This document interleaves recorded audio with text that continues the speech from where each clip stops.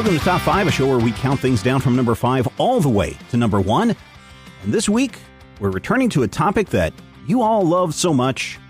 We did it all the way back in 2018. It was the before times, you guys. That's all I can say. It was the before times. There was everything before 2020 and now everything after 2020. This week on the show, Top 5 Death Scenes, Part 2. Top 5 Death Scenes, Part 2. And I don't know if it's because we did this back in 2018 and it somehow is still bouncing around in my head. But the minute I thought of Top 5 Death Scenes, I thought of the scene where Vincent D'Onofrio, playing Leonard Lawrence, shoots Sergeant Hartman, played by R. Lee Ermey, in the head, or not in the head, in the chest, and then shot his own head off in Full Metal Jacket. Because Vincent D'Onofrio is playing Leonard Lawrence, a man who is, I don't know if you guys would say he's has some issues. You know, I don't know the right term, slow or something like that. But they certainly abuse him verbally and emotionally in that movie. You know, they're trying to toughen him up, trying to make him a big, strong Marine. And he ends up just cracking and not being able to take it. In the middle of the night, he's just talking to himself about his gun, and Sergeant Hartman comes in, you know, the famous line, "What is your major malfunction?" And it just goes down. And it's shocking and it's brutal. I am not a huge fan of movies that are that shocking and brutal, mainly because I've only seen this movie twice. And the last time I saw it was like 20 years ago. And it's still bouncing around in my head, those scenes. Sure. And so a haunting scene. It is. It really is haunting. And later, I believe also we get Willem Dafoe doing the famous GIF image in that movie. Or maybe that's different. I think that's Platoon. Platoon. There you go. Yeah. But yeah, Full Metal Jacket, just a sobering movie that has a death scene that will disturb you. And that is my number 5 this week for the show. Now, I will say, all of my death scenes are from movies, but I was talking with Scott Johnson and Brian Ibbott earlier this week, and they're like, in all media? And I'm like, well, it kind of leaves it open to that. So, you know, it could be a great death scene in a book, could be a great death scene in a video game, could be a great death scene in an album. You know, Meatloaf, I'll do anything for love, but I won't do that. You know, that could be a famous death scene right there. So I'm curious, Rodrigo, what do you have for your number 5 death scene? My number 5, which edged out a video game scene, is actually from a movie. 1987, Fatal Attractions. Ooh, yeah. Or Fatal Attraction, Alex Forrest, played by Glenn Close. Fatal Attraction is a really interesting movie. I saw it once a long time ago, and then I saw it again very recently. And it's an interesting movie because Michael Douglas's character is a piece of garbage, right? Like, he is just like a garbage individual, but he's the protagonist. So the movie contorts itself completely to make you like I guess worry that his wife is going to find out. Yeah. And then meanwhile, things are getting really bad with the lady he had the affair with, until she basically shows up and tries to harm his family, at which point they kill her. And then they like drown her in the bathtub or something. And she pops back out and like she literally roars. She has become a literal monster. And then they like kill her again. And I just I think about that scene a lot because I'm like, is this the cautionary tale? It's like, don't cheat on your wife because it might be like some sort of monster, or things might go really bad for you if you do that. But like, because of that, his wife basically is like, oh yeah, now that we've been through this traumatic experience, let's get back together kind of thing. And I'm like, I feel like he learned nothing. Anyway, it's still a good death scene. All right. Very good. Matthew, what do you have for your number 5? Weirdly, my number 5 is from the same movie as yours, Full Metal Jacket. Oh, yeah. But it's a different death. Okay. So my number 5 in the movie Full Metal Jacket comes later on in the film. The movie basically breaks down into sort of 2 halves. The first half is basic training on Paris Island. Mm-hmm. That ends with the shocking death of Private Pyle or Leonard. Yeah. And then we go with Matthew Modine's character into Vietnam. And throughout that whole segment, there are deaths. And then we see him reunited with his friend Cowboy. And Cowboy loses his commander and then loses the new guy and ends up in command of the squad. They end up under sniper fire. Cowboy calls for backup, but doesn't realize when he steps back, he's visible. And so we see this scene where Cowboy's calling for help, calling for an airstrike. And we see the sniper's perspective from the building, and Cowboy just gets shot right through the chest and dies in Joker's arms. It is horrible. It's meaningless because it comes after like 4 consecutive, relatively meaningless deaths, and the characters are getting more and more wrapped up in the horror of, we have to figure out what's going on. We have to go. Now we have to get even. Now Cowboy's dead. We have to go and find this person and kill him. And of course, it turns out that the sniper is like a 12-year-old girl. Mm-hmm. But just that horrifying moment where you think, okay, Cowboy's calling for backup. They're going to get an airstrike. You know, we're going to see what happens next. Nope, he's gone. And it's almost as shocking as Leonard's suicide in the bathroom. But it's just so brutal. And then, of course, the movie doesn't end too long after that. But there's a discussion about how somebody halfway through the movie doesn't have the stare. And as the movie ends, we see a close-up of Matthew Modine, and we see Joker has the stare. And it's just like Stanley Kubrick stabs us right in the heart another time. Yeah, we're still mad about what happened to poor Jack. It's a fascinating movie just because it is not a glorification of war, right? It's literally the movie of, war is hell and you are a meat grinder. It's not the happy, MASH movie. It's not even Catch-22. It's not Bridge on the River Kwai. It's not, where Eagles Dare or anything like that, where you actually have people to root for. I mean, I guess you kind of root for Matthew Modine's character, but a little bit. In the end, it's just like Vietnam was just a way to grind up young kids and spit them out in a way to say, here's patriotism and here's how we bring democracy to the world by having your kids die in war. So that's Leonard's death was basically the consequences of breaking this boy basically down and trying to remold him into a killer. Cowboy's death is someone that they were successful in breaking down and making into a killer, and then finding out that he's not the only one. Just it's all pointless. It's all just endless carnage. Yep. All right, we are moving on to our number 4s. My number 4 is a classic scene with actor John Hurt. It is so classic that John Hurt reprised his role sort of in Spaceballs.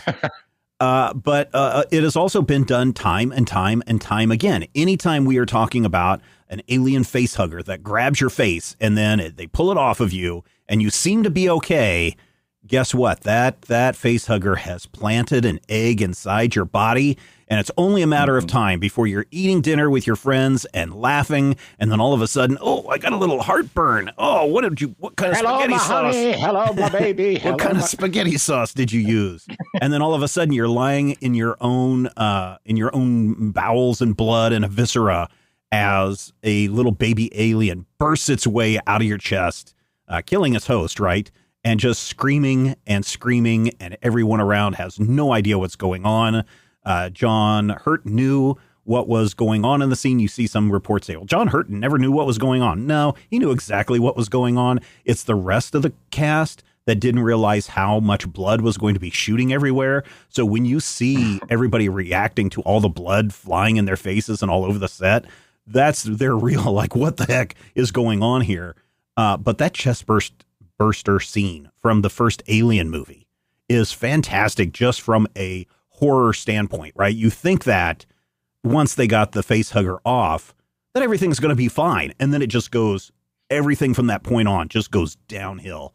And that scene is really a fantastic death scene to set you up, especially in a horror genre where you have the final girl. It really sets up that whole rest of that movie so well. So that's my number 4, the alien chestburster scene with John Hurt. Rodrigo, what do you have for your number 4? My number 4 is more recent. Okay. It is from 2015, which is already a long time ago. Mm-hmm. Time continues to pass, and we are aging in real time. Yeah, we're time traveling 1 second at a time. Yep. It is a death that is sudden, but really is the only way that it could have gone down. And that is, of course, in Jurassic World 2015, how the Indominus Rex dies. Do you guys remember how the Indominus Rex dies? I'm not even sure I saw that movie. Doesn't it get Qui-Gon Jinned? There's always a bigger fish. Yes. Oh, so, yeah. Okay. Yeah. So there's this fight in which the T-Rex, and we know, and it's the T-Rex from Jurassic Park, mm-hmm. and a raptor and a trained raptor are teaming up against the Indominus, and like the raptor is doing like karate kicks off of the T-Rex's back. Yeah. And like the Indominus is the big white one, right? Yep. It's the big, like genetically created one. Yeah, it's the one that can like turn invisible or something. Yeah. Right? Which is a terror. Like, I'm like, okay, you wanted to make it scary. Why would you make a park attraction be able to turn invisible? Right. That's the only one that I won't give them. I'm like, sure, you wanted it bigger, better. All this genetic stuff doesn't make any sense. But why would you make it's hard enough to see the lions at the zoo. Imagine if they could just turn invisible, right? Yeah. Anyway, yes, they basically fight all the way up to the lagoon. At which point, the like Leopleurodon or whatever they have in there pops out and eats the Indominus, and that's how it dies. It is a fitting end to a very ridiculous fight scene. And I think about it, it's kind of like like a bad version of that scene wouldn't have had that critter introduced and seen multiple times, right? We've actually, mm-hmm. It's actually the first kind of dinosaur-y monster we see in that movie. And then it appears again, and then I think it appears for a third time, and then we see it again. So it's, like the school bus in Mean Girls. Yeah, Chekhov's dinosaur. If you look back, if you look back, it's coming. Yeah, that's pretty cool. Yeah, I have such vague memories of that movie. I don't know. I only saw it once. Mm-hmm. I don't know. That's the one with that whole franchise, right? Chris Pratt. And Bryce Dallas Howard. Bryce Dallas Howard. Yeah. Bryce Dallas Howard. And some young kids in the little bubble thing. Yeah. I remember it. It's starting to come back to me, but I don't know. Something about that franchise. After the first movie, I was just kind of checked out. It's like whole franchise. But I know for you, Rodrigo, that's a huge movie for you. I mean, I enjoyed it. My wife really likes it. My favorite part of that movie is that they have Jimmy Fallon on the ride, on like that bubble ride. Oh yeah. And he, it's like, you have like somebody talking to you, and sometimes they get celebrities at parks or whatever. So they get Jimmy Fallon, and the kids just seem so annoyed by it, like annoyed and over it the whole time. And I was like, this is how kids would react to Jimmy Fallon. Yeah. Well, I guess his show is going to 4 days a week now. So there you go. I mean, it's fine. He's funny, but it's like, this is like, at the time, these were like kids. Like kids don't care about like an old late night guy, right? I mean, my kid didn't care about the alien chestburster. He thought it was the funniest thing that he'd ever seen. So that tells you something. Yep. Matthew, what do you have for your number 4?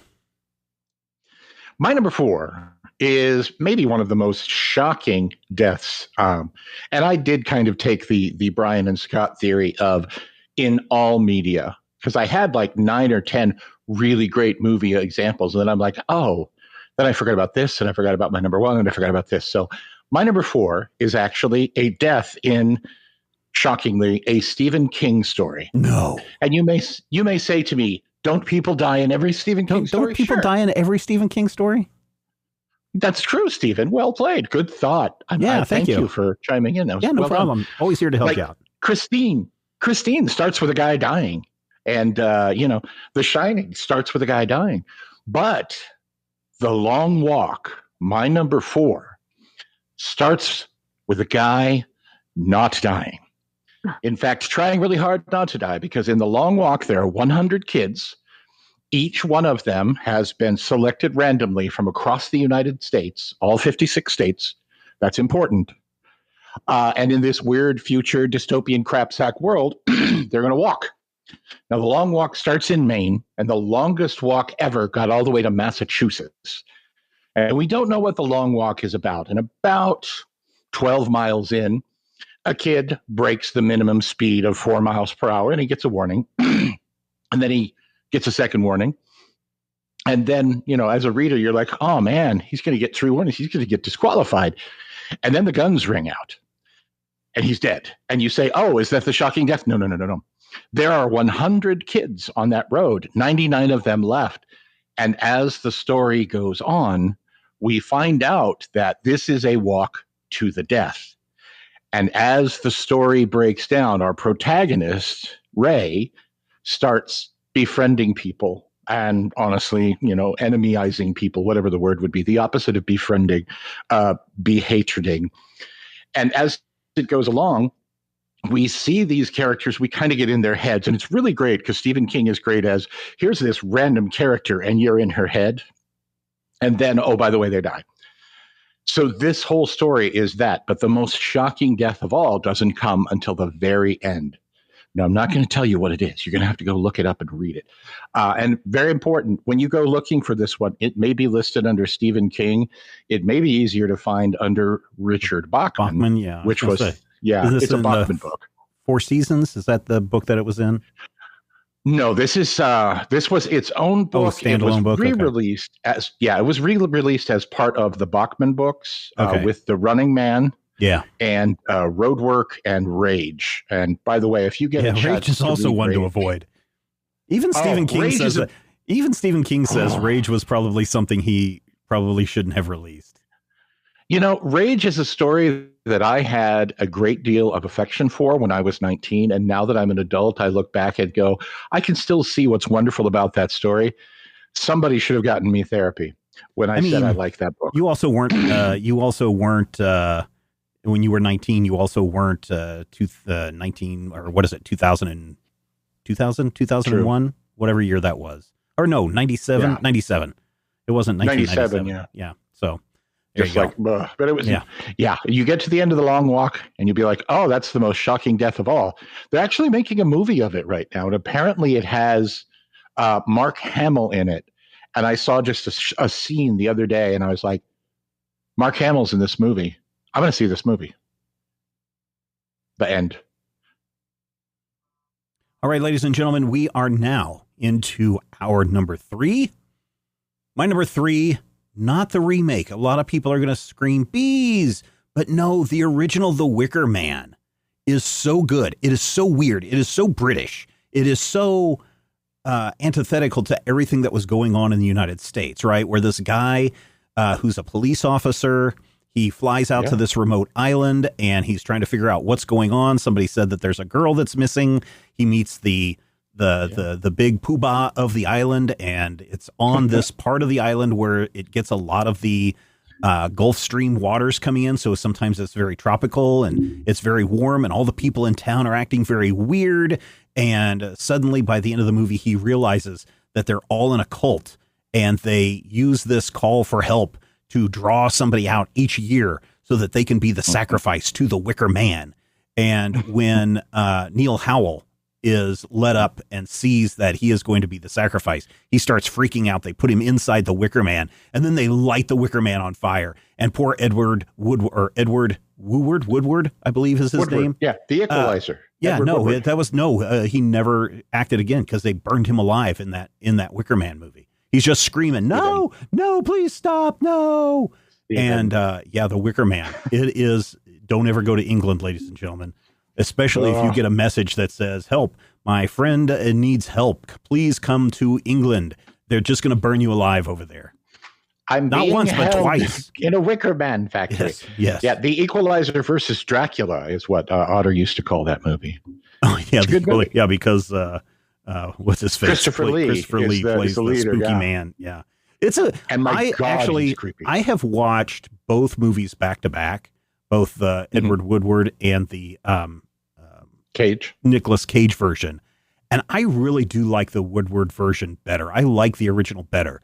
It has, obviously it has some titillation, right? And there's this, this question of faith. Yeah, it's got questions of faith, and it's got questions of morality, and it's got this man who is a very pious police officer who is just then thrust into this world of a cult, and he doesn't really know how to deal with it, and it breaks him at the end. Whereas the Nicolas Cage is just kind of like, I've come for my daughter, or I've come for my wife. What's happened to her? And then the next thing you know, he's in the bee factory, and he's screaming about bees. My God, bee! No, wait, that's Batman. Yeah, The Wicker Man, my number 3, great death scene. Christopher Lee, who was in hundreds of movies, said this was his best film. Yeah, no, he's really good in this too. I really like everything about this. So keep that in mind, ladies and gentlemen. Rodrigo, what is your number 3? My number 3 is from a TV show. Uh-oh. Recent TV show, 2021. And it's really more of a fight scene, except that everybody, except for one person, experiences a very gruesome death. And that is the end of season 1, episode 1 of Invincible. Yeah. It's a very spoiler show, but in this scene, unlike the comic where basically Omni-Man sneaks up behind all of the other Guardians and kills them immediately. This scene is a fight, and we actually get to see like a sort of like what would happen if the Justice League, if like Superman turned against the Justice League sort of thing, except some of the characters are 1-to-1, but some of them aren't. So, I mean, it's its own thing. It's definitely its own thing. Right. But it is absolutely gruesome. It is extremely violent, but it's also very cool because we normally don't get to see superpowers being used to the logical extent, right? So, like that final point, usually superheroes don't kill people. If they do, it's kind of an off-panel thing. Even sometimes, not the boys the comic, but the boys of the show will shy away from that a little bit, but obviously not as it went, right? Eventually, like people's heads start exploding on camera, but yeah, this fight scene is just rad because he doesn't just pwn them on the first second, right? It's like they're in it, and it kind of looks like they might actually win this, but nope, no, they didn't. Now they're all dead. So, it really kind of like locked me into this first season of Invincible because I was like, oh, they are like, it's like technically the same thing that happens in the book happened, but they played it differently, right? Like they're doing different stuff. They're playing things differently. Yeah. They're playing with the themes. Okay, I'm totally on board. So that's my number 3. Very good. All of the Guardians of the Globe. Yeah. It is pretty intense. All 8 of them. Yeah. Yep. Matthew, what do you have for your number 3? My number 3, shockingly to some, comes from a video game. Not shockingly, that video game is Grand Theft Auto 5, aka the game that I have literally hundreds of hours into. And the great part about GTA 5 is that it takes place over the space in the story of about 4 to 5 months, depending. It's basically the spring of 2013 to about October, November. But throughout this, we keep having these interlacing plots, and you have what seems like a villain. Oh, that guy's taken care of. And then you see, oh, well, here's another. No, maybe that guy's taken care of. But then it all keeps tying back. And finally, you realize that FBI agent Steve Haynes is just a puppet. And you realize that Stretch, the drug dealer, is just a puppet. And you realize that the man pulling the strings is the jerkwad billionaire Devin Weston. And Devin Weston comes to one of our three protagonists, Franklin, who's a young man whose whole life is ahead of him, and says to Franklin, you have a choice. You can either kill Michael, the second protagonist, or you can kill Trevor, the third protagonist. And he's like, I don't care who you kill. You got to kill one of them. And, Franklin has this problem because he's officially now, he's become friends with these people. They're all criminals. They're all kind of idiots. But you have this moment where we actually see him weighing what happens if I kill my friend Michael? What happens if I kill my friend Trevor?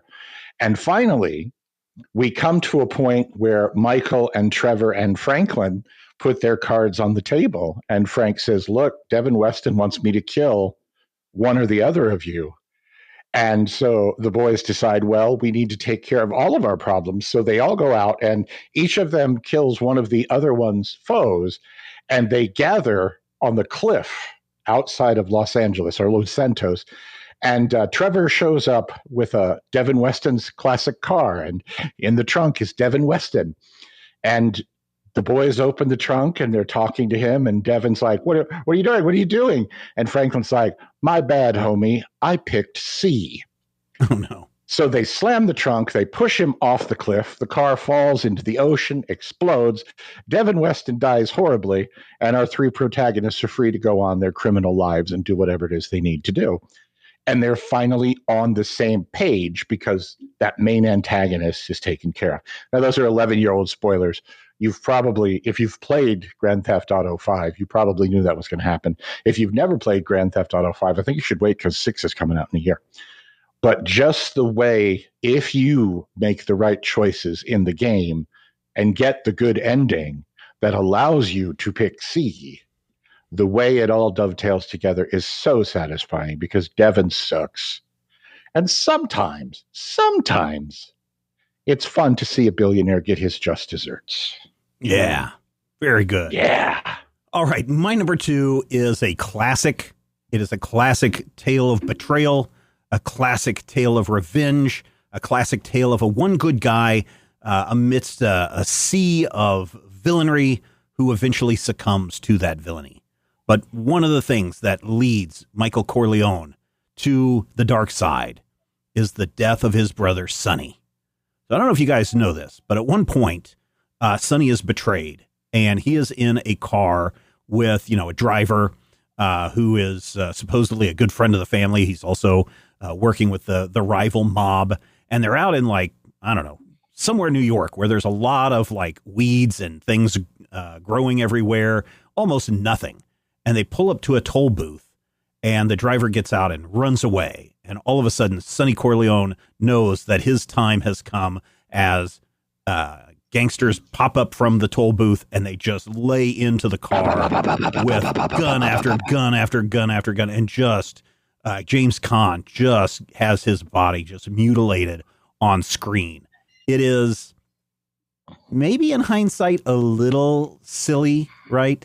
Kind of like when you watch Bonnie and Clyde die. But I mean, it is very brutal and it's very in your face. And it does serve as a pivotal moment for the direction of the Corleone family. But there's something about that scene that I've always liked because of the location that it was shot at, just in the middle of nowhere. And just the way that they don't hold back in the violence. And I'm not usually a violent person, but Sonny Corleone's death is pretty striking and pretty memorable. Yeah. Look how they massacred my boy. Fix him, and you'll never owe me a favor again. Yeah, The Godfather, my number 2. Rodrigo, what do you have for your number 2? My number 2 is a death scene that I think about a lot, just every once in a while, especially when I'm watching other movies. If something like that comes up, there's sort of this compare and contrast moment for me a lot of the time. And that is, of course, the death of Amelin in Buffy the Vampire Slayer, 1992. That's Paul Rubens' character. where he does this like really fake, really like over the top death scene.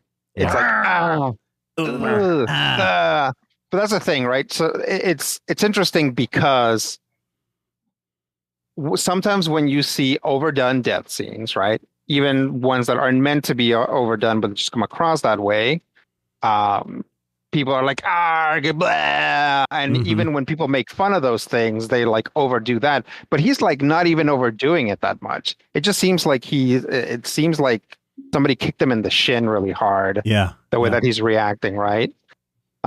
It's fantastic. I kind of get the feeling that he was really trying to get Christy Swanson to break. Yeah. Because there's a part where he's like, and then he stops and he looks right at her. And then he starts going, again. Yeah, it's hilarious. And then, of course... go ahead. Then, of course, back when this wasn't a completely overdone trope, at the end, at the very end, once the credits have rolled, they cut back to him after he has already fallen over, and he stands up, and he like kind of straightens back up, groans a couple more times, and then falls over again. Yeah, right? That's what I was going to say. So great. Yeah. So great. And then if you didn't realize it was Paul Rubens, because in the movie, he's got, dark eyes, long hair, I don't remember if he had a mustache. Yeah, something. He does. He has like a goatee. Yeah. That's it. And so it doesn't look like Paul Rubens until someone says, dude, that's Pee Wee Herman, right? And he's like, what? Pee Wee Herman's a vampire.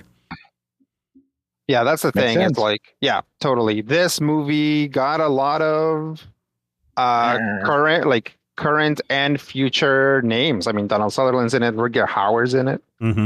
So, it's good times. Yeah. And it spawned a whole TV series. And a TV series, which spawned a whole way for people to talk that they didn't stop doing until like 2014. I'll be honest, we talk like that every once in a while. We still talk like that. Yeah. That's true. All right, Matthew, this is the top 5, but 5 by 5. What is your number 2? 5 by 5. My number 2 is actually number 7, specifically number 7 of Crisis on Infinite Earths.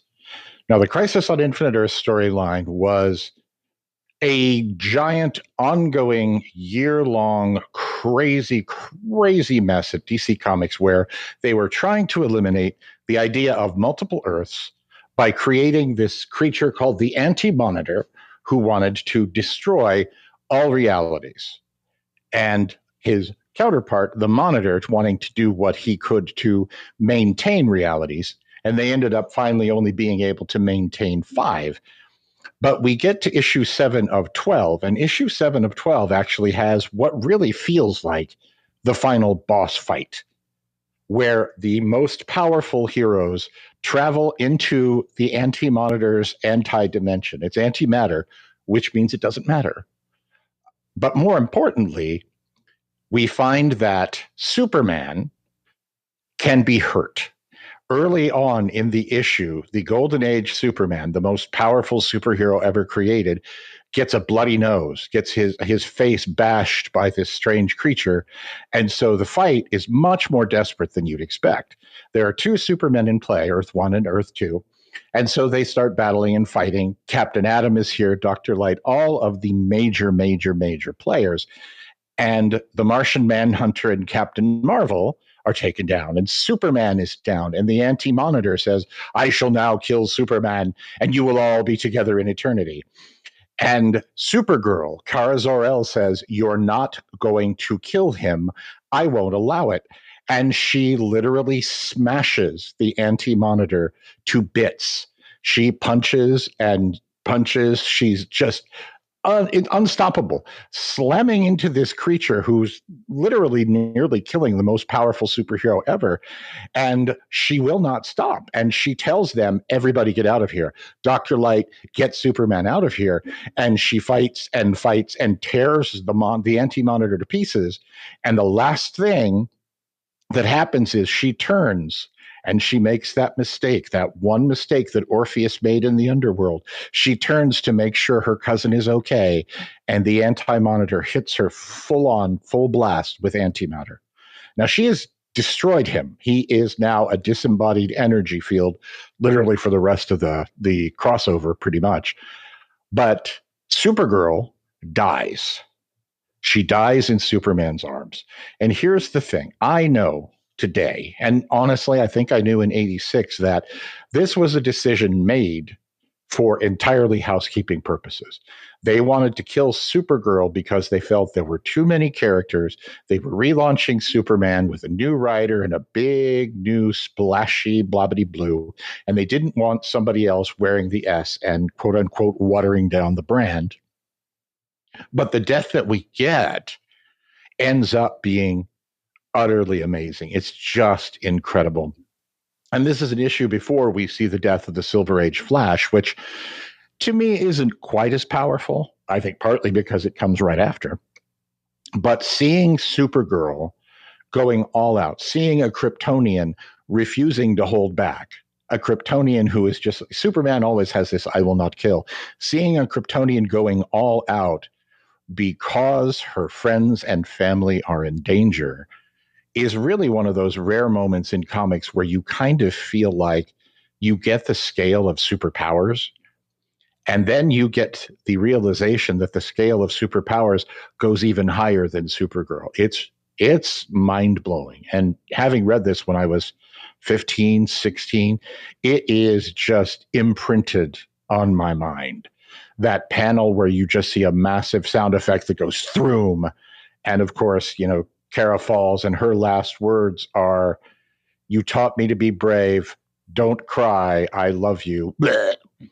And I'm just like, oh man, I'm tearing up a little, which is weird because it's a comic book and it's a 37,000-year-old comic book. But man, if you were a comic book reader in 86 and you didn't tear up a little bit when Supergirl died, then you're not allowed to babysit my cat. Yeah, I like the very end of Crisis on Infinite Earths after you turn that final page and it's just Kara Zor-El just laying there, and then she looks up and goes, and then she lays back down again. So. She never did get Christy Swanson to break. Yep. I mean, in all seriousness, it's funny that that's the sort of thing they're like, okay, we need to get rid of Supergirl, right? But in doing this, they did so much for Supergirl's cash. Right. Like, thus kind of always making sure that this scene is going to be reproduced in media, which maybe is not great, but that Supergirl is always going to be around, right? Just it's like one more notch in like the legend of Supergirl. In just trying to get rid of this character, they accidentally showed off why it was stupid to get rid of the character. Yeah. Yep. That's smart. Yep. All right, ladies and gentlemen, we have reached our number one spot. And here we go. What's it going to be? Have you figured it out yet? Mine is such a fantastic stunt that they trained with the actor and the actor knew what to expect, even though he was very scared to do it. And they had him hanging off the edge of a building. And they're like, okay, Alan, we're going to count to 3 and then we're going to release the cable and you're going to fall. Don't worry, it's all safe. And Alan knew this. And they just said 1, click, and released it. And when Alan Rickman's character, Hans Gruber, falls off the top of the Nakatomi Tower in Die Hard, that look of fear that you see on Hans Gruber's face, that realization of, oh crap, I'm going to die, that is real fear in that face. On the plus side, he's a bad guy, and the bad guy is getting what he deserves. I think the best part of that death scene is seeing the body falling in the wide shot, and you see it falling down the edge of the building, and the FBI, no, is it the FBI agent? Yeah, he's the FBI agent. He's like, oh, I sure hope that's not one of the hostages. And then boom. And it's just like, just that one moment of levity in an otherwise very serious moment where you see the bad guy who's been tormenting John McClane during the entire movie get his just rewards. You should be cheering, but instead you're laughing and cheering because of that line. I think Hans Gruber is one of the movie's greatest villains. And I think Alan Rickman is an actor who didn't get all the accolades he should have when he was alive. And that death scene is just classic. So that is my number one, Hans Gruber's death in Die Hard. Rodrigo, what do you have for your number one? My number one is a scene that is can't you can think of it as being sort of out of place, both tonally, although it still kind of fits, but maybe as far as quality because this movie is not considered to be very good. And that is We're Back, a dinosaur story from 1993, starring John Goodman as the T-Rex. And at the end, the main bad guy dies like the most hardcore death I've possibly ever seen, where everything stops, like everything gets real somber. The bad guy expresses he's like all about fear and scaring other people, but he expresses fear by himself, and he is covered in like ravens, like a bunch of ravens fly in and cover him, and then they fly off, and he is gone. Oh yeah, except for his magical screw eye that clatters to the ground. This really, again, if you look at the rest of We're Back, some things seems like a little tonally off, but to me, this is really what says this movie is a fable, right? More so than anything else. There's magic, there's all this stuff, but a lot of Disney movies, for example, are very straightforward. They don't have a lot of, even though you could say these are fables, they don't have a lot of like symbolism. But you know, in this movie, the bad guy dies because he's somebody who spent his whole life making people afraid, and the moment that he feels fear, he becomes prey to it, right? You can read that, you can interpret that in a lot of ways. And that's, you know, assuming that you can not get completely thrown off by the fact that Yardley Smith is in this movie and it just sounds like Lisa Simpson.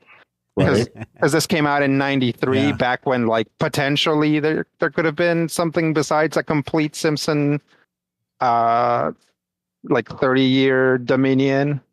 But yeah, Professor Screw-Eye's death in We're Back is very intense. And if you haven't seen the movie, I recommend that you at least go onto YouTube and look up the death scene.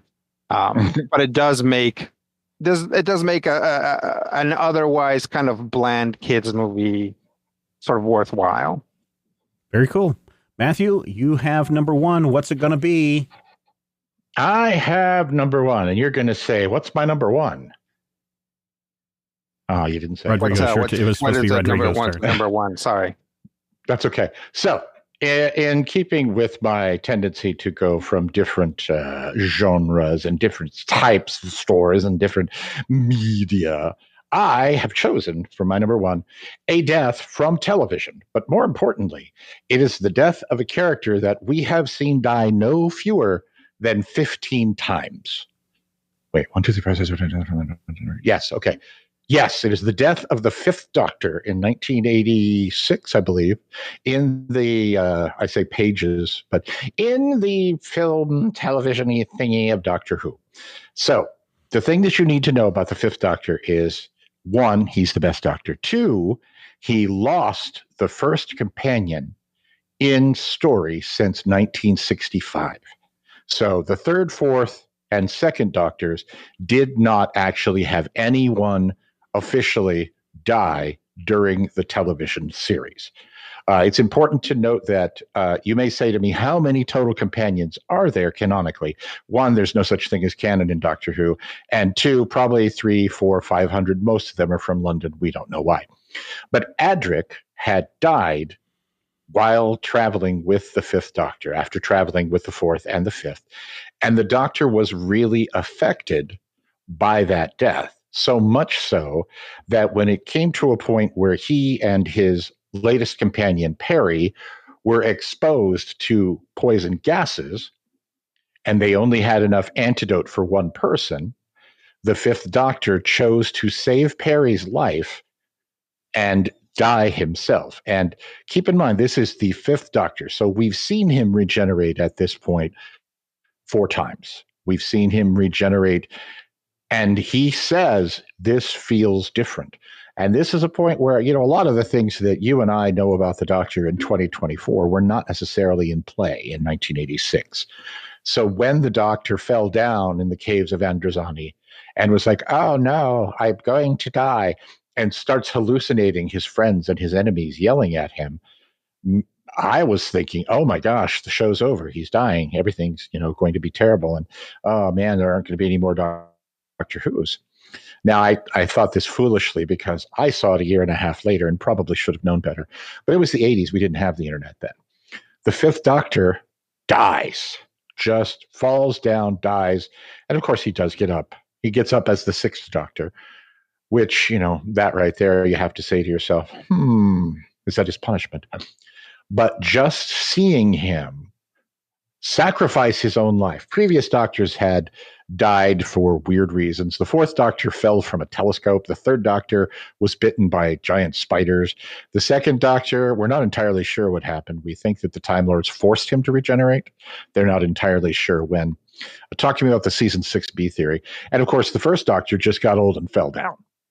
So when you say to yourself, why did this young, this blonde kind of hippie Doctor who may or may not have been some sort of veterinarian in a previous life or a different show, it's hard to say. He did it because he lost a companion and he was not going to lose another. And even though I want to say 4 or 5 companions have died in the modern Doctor Who era, Clara was particularly horrifying. Bill was just terrible. The death of Rose Tyler was a big one. But you get to these moments where you're like, none of those really hold the same weight as the Doctor saying, you know what, I can save millions of people, but if I have to die or this girl from London has to die, it's going to be me because I can save her. And you're just like, oh man, that's crazy. Yep.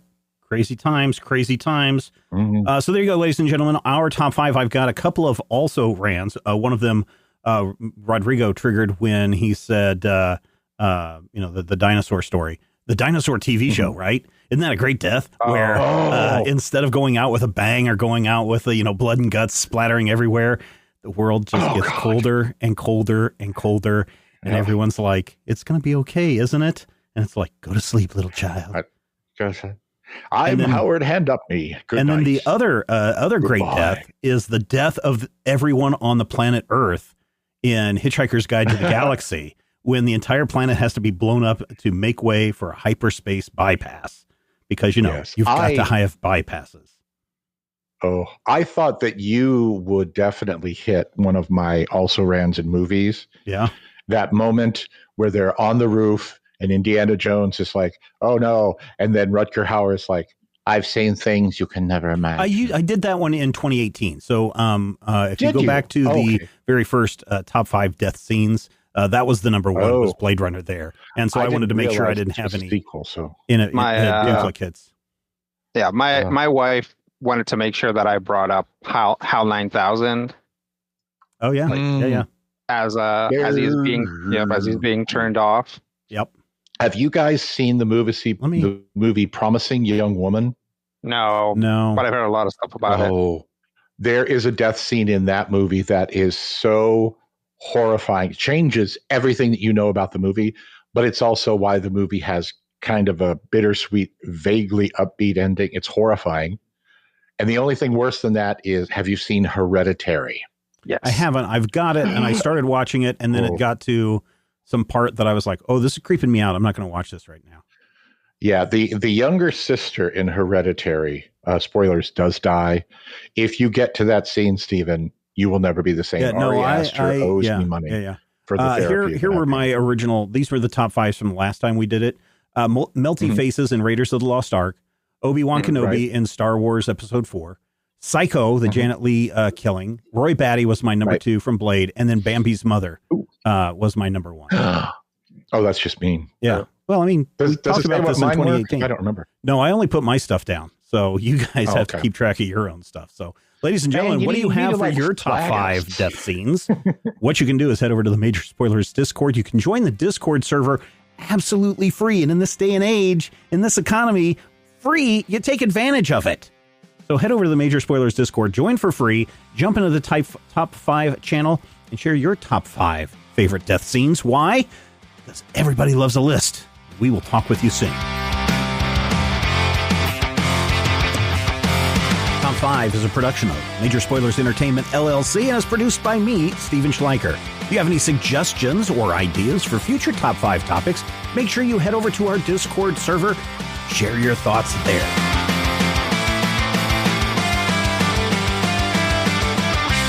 This podcast is copyright 2024 by Major Spoilers Entertainment, LLC.